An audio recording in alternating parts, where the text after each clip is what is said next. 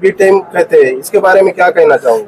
Vanchit Bahujan आघाडीतला बीजेपीची B team म्हणणारी ही मूर्ख जमात आज मला सांगा, राहुल गांधीला म्हणजे लाईन लावून मतदान करणाऱ्या ह्या अवलादी आज आरक्षण धोक्यात आहे, संविधान विरोधात मध्ये संबंध देशामध्ये वातावरण तयार करणारी ही जी मानसिकता आहे, त्यांना संविधानाची बी टीम म्हणावं, भाजपची बी टीम म्हणायचं सोडून बाळासाहेब जे बाबासाहेबांचे नातू आहेत, बाबासाहेबांनी भारत देशासाठी संविधान दिलं आणि येथील कायदा सुव्यवस्था अगदी व्यवस्थित केलं। आज 75 वर्षामध्ये जो वाडीत तांड्यावर कुसात राहणारा माणूस आज स्वाभिमानाने जगतोय, शिकतोय आणि नोकरीला लागतोय, त्यांची लेकरं शिकतात त्या भारतीय संविधानामुळे।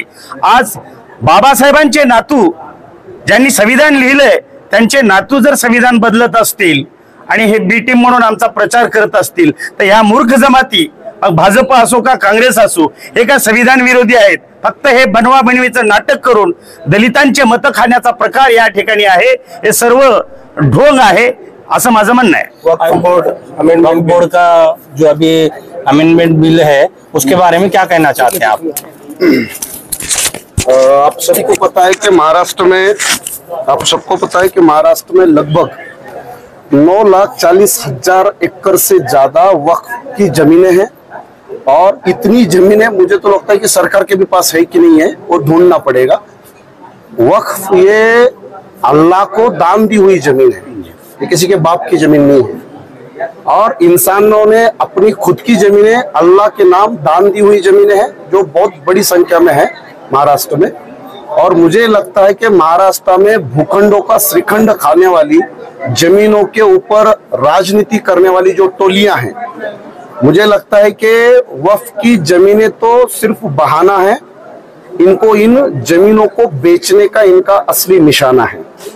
इसलिए इन जमीनों को सरकार अपने कब्जे में लेके बेचना चाहती है और जमीन सारे बहुजनों के गुलामी का कारण जमीन है।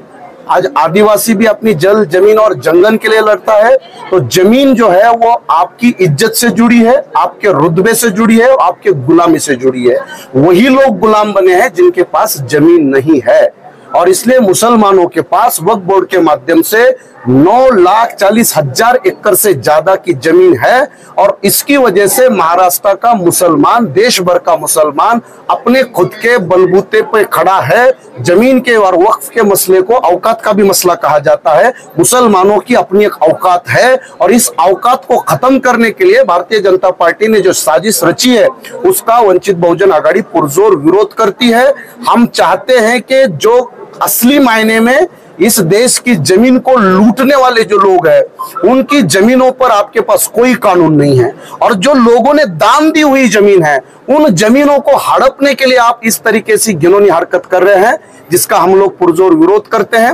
मैं बस इतना ही चाहूंगा, मेरे पास बहुत सी डिटेल बातें हैं, लेकिन वक्फ की जमीनों के ऊपर अगर इस तरीके से इलीगल कलेक्टर के माध्यम से पूरी जमीनों को हथियाने का जो अभियान भारतीय जनता पार्टी चला रही है, असलियत में भारतीय जनता पार्टी मुसलमानों को फिर से गुलाम बनाना चाहती है। जमीन ये स्वाभिमान का मकसद होता है, तो ये जमीन जब मुसलमानों की निकलेगी तो मुसलमानों के ऊपर कंट्रोल करना और उनको गुलाम बनाना आसान हो जाएगा। ये साजिश भारतीय जनता पार्टी की हम सफल नहीं होने देंगे। अभी एक फंडा चल रहा है कि राजनीति में हिंदू मुस्लिम का फंडा चल रहा है, इसके बारे में क्या कहना चाहते हैं? मैं बस इतना ही कहना चाहूंगा, ये मामले में मैं मुसलमानों से कहना चाहूंगा, मैं इतना जानता हूं कि जो सिर्फ अल्लाह से डरता है मैं उसी को मुसलमान मानता हूं। अच्छा। अगर जिंदगी और मौत अल्लाह के हाथ में है, ऐसा अगर मुसलमान मानता है, ऐसा अगर कुरान में और हदीस में कहा गया है, तो मैं मुसलमानों से यही विनती करूंगा कि कब से हमारी जिंदगी और मौत मोदी और भाजपा के हाथ में चली गई। तो भाजपा और मोदी से डर डर के अगर कोई मुसलमान कांग्रेस को वोट कर रहा है तो जो डरा हुआ है वो मेरी नजर में मरा हुआ है। इसलिए डरा धमका कर मुसलमानों को ऊपर सियासत किया जा रहा है, हुकूमत किया जा रहा है। इसलिए सच्चर कमीशन का रिपोर्ट हो, रंगनाथ मिश्रा का रिपोर्ट हो, प्रोफेसर रहमान का रिपोर्ट हो, कांग्रेस ने 55 साल देश पे राज किया है, मुसलमानों ने ईमानदारी से कांग्रेस को ही वोट दिया है, लेकिन कांग्रेस ने ईमानदारी से मुसलमानों को बर्बाद किया है। इसलिए सच्चर का रिपोर्ट बताता है कि भारत के मुसलमानों की हालत दलितों से भी खराब है। ये कांग्रेस को वोट देने का नतीजा है। ये बात को मुसलमान समझे तो बेहतर है, नहीं तो डर डर के आपके ऊपर हुकूमत जो कांग्रेस कर रही है वो न जाने कितने साल चलता रहेगा।